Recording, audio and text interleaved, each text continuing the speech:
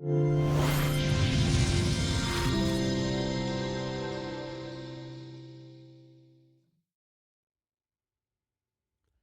everybody and welcome to another episode on Stream Tech Reviews. Today we're looking at the Streamer X, or the Rode Streamer X. This is not an unboxing and all the fluffies about how it works and what it does and so on. There'll be a brief overview of that. This is actually a deep dive on some of the issues that we're having with the Rode X, just from a basic operational perspective. This has actually come about as a series we're going to be doing called Mobile Streaming Production. Basically where we take professional live streaming off the grid and on the move. We're basically creating multiple streaming solutions into a box where you can stand in the middle of a field and provide a streaming service. As part of that, we have looked at multiple devices. So this is an offshoot from that, and we're kind of going from back to front because we're doing some of the technical stuff now before we do the actual episodes. And as part of that, we've looked at the Streamer X for one of the one video, one audio kind of solutions. And these are some of the issues that we found. This is also going to Rode because we have open tickets with them in relation to some of these issues, and so that they can see firsthand what's happening. A little bit about the device for those that don't actually know what this is. It's a nice little unit. I mean, it's very well made and feels typical Rode kind of quality. It's I mean, out of the box, it looks very impressive. Just a quick disclaimer here: this isn't a beat up on Rode or their products or their support.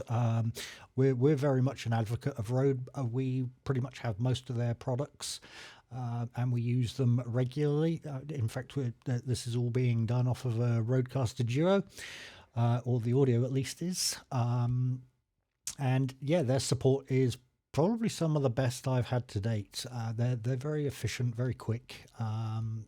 And 9 times out of 10 they solve the solutions. In this particular case, the Streamer X just hasn't quite hit the mark, for which we'll go into a little bit later. On this device, if we just take a quick look at the back of it, we've obviously got the power inputs, or the power inputs I should say, and the power requirements is 5 volt 3 amp supplied over a USB-C cable. You have your 2 USB-C inputs. USB 1 is the cable that goes directly to your computer that provides all the services to your PC.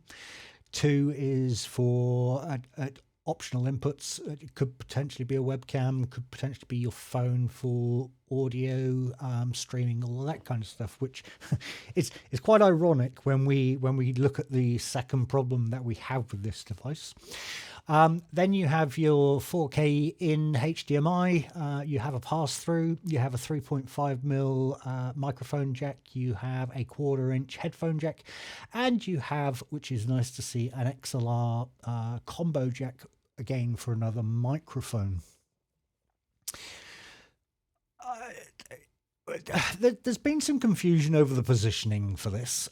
So I've gone and asked Google what is the where is this positioned in the streaming market, and this is pretty much what it came back to me with. The Streamer X is a professional audio interface and video capture card designed for streaming, recording, and presentations. It combines audio and video capabilities into a single device, offering a streamlined workflow for content creators. It's used to capture and stream video from various sources like cameras, game consoles, and computers, while also providing studio quality audio input for microphones and instruments. Okay, I'm not an instrument player, so I can't attest to any of that. However, microphones, absolutely. Cameras, again, we'll come back to that because that is one of the problems I'm having. Computers, no problem. Games consoles, again, is another issue which I've been seeing that is part of the problem I'm experiencing. And apparently there is a workaround for games consoles, which is not a problem. We'll come back to having a look at that. Let's look at this from a StreamerX user guide as to how we can actually power this device up. All will become clear as to why this information is pertinent right now. Powering the StreamerX. Plug the provided power supply into your wall outlet, which is the power supply is provided with the unit, and then connect it to the StreamerX's USB-C port with the lightning indicator as highlighted on that top one. Again, clearly stating 5 volts, 3 amps. It will automatically switch on when provided power.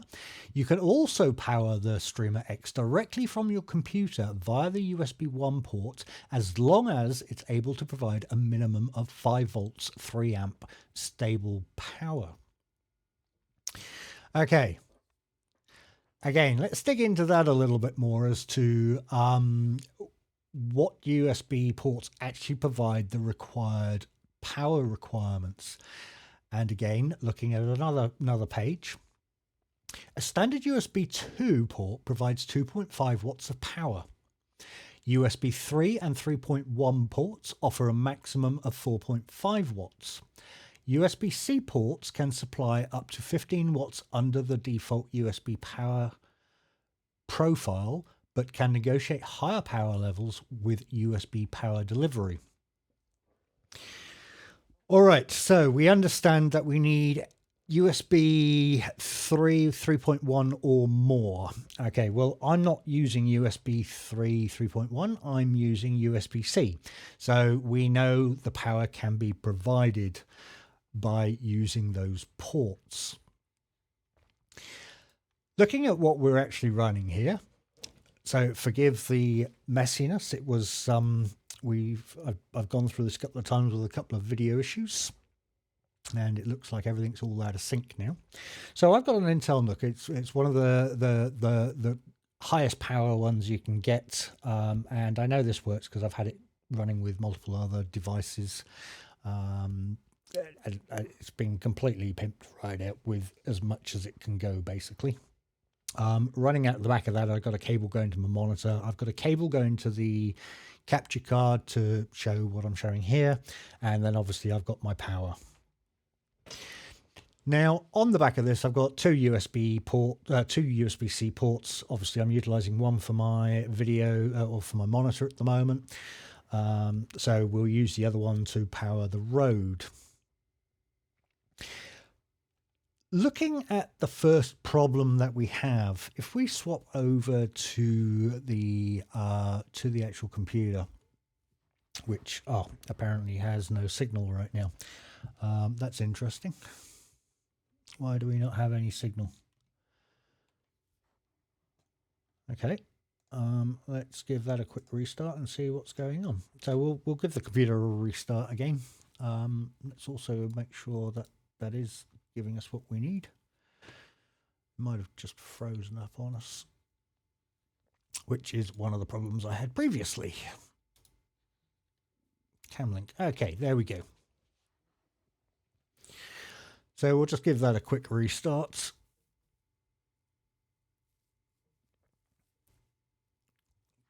Because what we did have is video issues earlier with the capture card. Okay.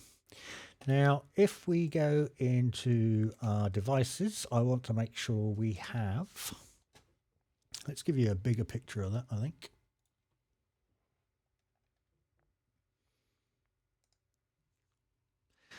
So under here, I have a 3.1 and a 3.2 host controller, and I've got obviously all my other bits and pieces, my USB 4s, so on and so forth. So I know I meet the specifications, but I want to confirm that. Okay, so I've got a power meter that plugged into my phone, and I can see exactly what I'm pulling, or if I'm pulling power out of this, and it'll be enough to supply.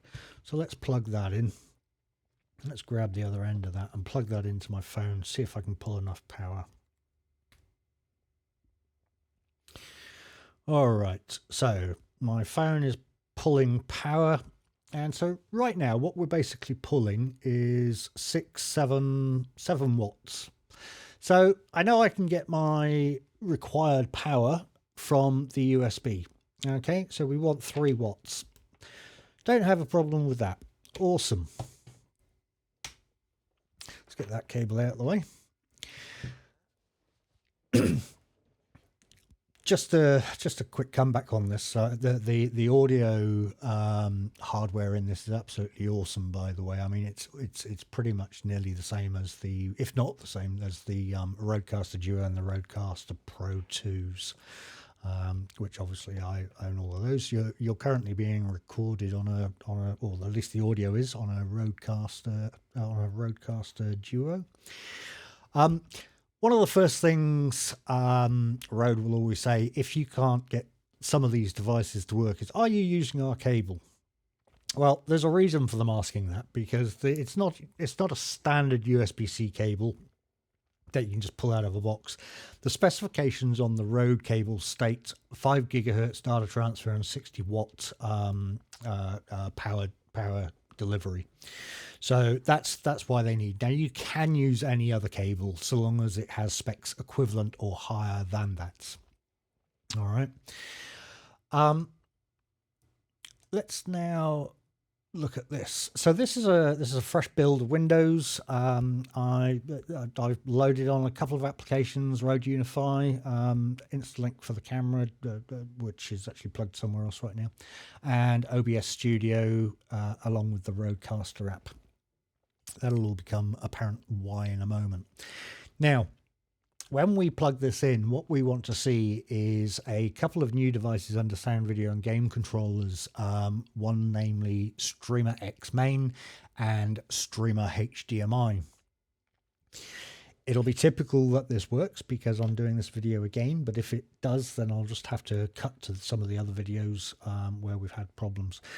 So using Rode's cable, I'm going to plug this in. So again, we're going to port 1, which apparently we can get power from. We have power. Cool. That's coming up. 9 times out of 10, I do not see the HDMI, the Streamer HDMI come up under the sound, video, and game controller. Let's see if we do this time. If we don't, then it could take anything from 10-15 minutes to try and get it to actually operate. And we're waiting. It's thinking. All right. So what did we actually get this time? So we actually got the HDMI input this time. I'll try a couple more times just to see if it gives me the same issues. If not, then I'll have to cut the other video out and send that across the road. But normally what we won't see is the Streamer X HDMI when we power up. So if we take that out again, we'll give it a chance just to clear out some of that power and make sure we're not confusing it too much. All right, let's plug it in. So we know the cable's okay. I mean, I know the cable's okay. I've been doing this pretty much for the last 5 hours trying to recreate bits and pieces, but we know the cable's okay. Now that's going to be the first thing that Rode says. Oh, we've got a dodgy cable, and if it doesn't work, we can swap over to the other cable. And there we go. Look, so this time it hasn't worked at all. All we can see is the Streamer X Main. Now from here, this is actually going to take probably a while to get that HDMI back. And so what I'm going to do is swap over to a new cable. And I'm going to go swap over to the cable that has the more, the bigger preferences, just to see if we can actually get it to work off of this one. So we'll plug that in. Again, we've got power, no problems. And this is the problem that we have. It's very hit and miss if we can actually get the HDMI to show up. Let's see what happens this time. If we get it this time, I'm going to stop there Yeah, no. Oh, no, we have got it. Okay. So I'm going to stop there just because I want to demonstrate the other issues that we're having as well. But that's trying to get that StreamerX HDMI up can take anything from 5 to 45 minutes of constant restarting. What we have here is a J5 Create USB-C to HDMI cable. Has been confirmed, no issues whatsoever. It's a relatively brand new cable. I think it's about 3 weeks old. I've got a iPhone 15 Pro. Yeah, iPhone 15 Pro Max, sorry. And I've got a Samsung S25 Ultra. Now, let's get the big screen up. Let's open up OBS. Oh, yeah. Because I had a battery failure on the last one. All right, so at least we're seeing no source detected. Let's plug this cable in. Let's make sure I get it in the right one and the right way around. There we go. Most people want to stream off of their phones out in the field. As I do, we use it as a BTS camera, and sometimes we use Samsung as a primary camera because of the quality. The error we're going to see here is the HDCP capture card error, basically meaning copy protection, and so it just will not show up.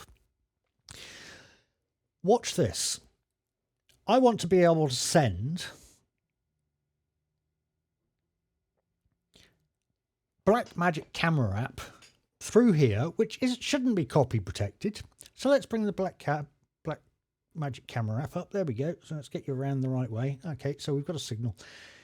I'll plug this straight in. I'm not trying to send music. I'm not trying to send videos of copyrighted material. Instantly, HDCP capture not supported. I can't. Let's go and try the native app. The native camera.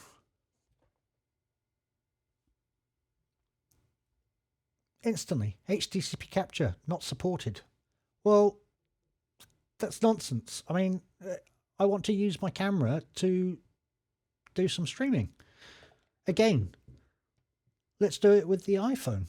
We'll just wait for that to acknowledge the fact that there's nothing plugged into it. There you go. No source detected. I just got to find the app. All right, Blackmagic camera. There we go. So I've got a picture. Let's plug it in. I'm not trying to send video. Plugged straight into the Blackmagic with it showing. Waiting. HDCP capture not supported. Instantly. Doesn't allow me to do anything from here on in. If I try, let's try the native app. Camera. So now I'm on the native app. Nothing. HDCP capture not supported. I have tested this on OCGo Stream Duets. I've tested this on Atom Minis. I've tested this on the Elgato Camlink and the 4K Pro. I don't have this problem whatsoever.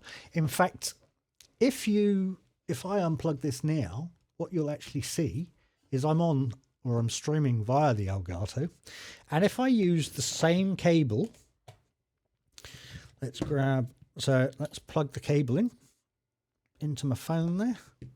Let's plug it into the Elgato. Let's see what we get. Apart from a whole load of nonsense. Oh. Right, so there we go. We've got no problem whatsoever. How is that not a problem? I want to use my phone to stream. I'm not sending copyright material. You're telling me it's because, or sorry, let me say, Rode has told me it's because they follow protocols and that's what makes them the best. Well, sorry, Rode. I'm afraid at the end of the day, I want to stream from my phone, and your box is now not suitable to do that. Unfortunately, what I was going to do is include the videocaster, so that the Rode Videocaster into that lineup. Sorry, yeah, the Rodecaster Video into that lineup. I can't do that because if you're using the same technology and same protocols as what you're stating or showing here, then it's not going to work. The responses from Rode in regards to the HDCP error have been lengthy, and apparently they're not even going to be looking at changing this. So my opinion then, it's my opinion. My opinion is at the moment, the Streamer X is pretty hit and miss.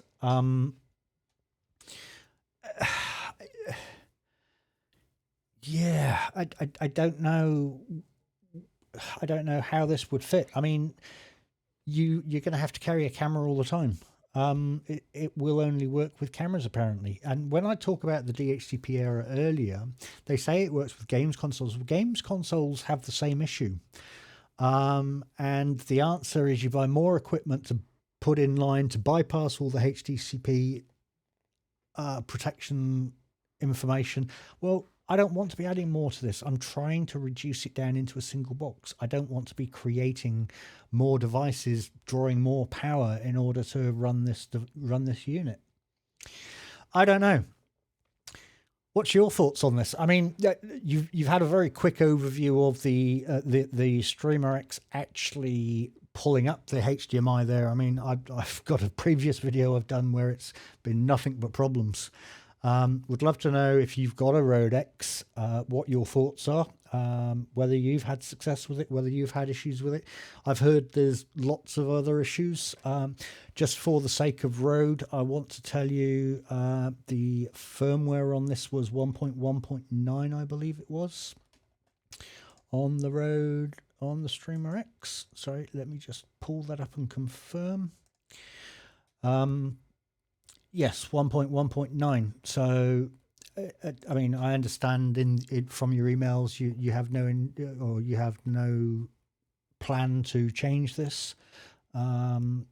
Sorry, as a streamer, I want to be able to use my phone, and for you to completely lock the phone down instantly and not allow me to use any of the apps for my own streaming it's not really acceptable. I mean, I think right now the Streamer X in New Zealand comes in at about $700, and when I'm paying $700, I don't want to I don't want it to be a doorway. Yeah, $700.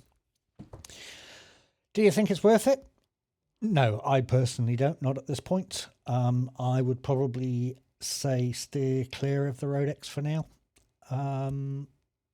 until this is sorted, or if you're not planning on using your phone as a camera, then you might be okay. But that's a decision you guys have to make. All right, well, thank you for watching, and we'll see you hopefully when we release all of the series about all of this, which I don't think is going to be including the Rode X at this point. Have a good one. Thank you very much. Bye-bye.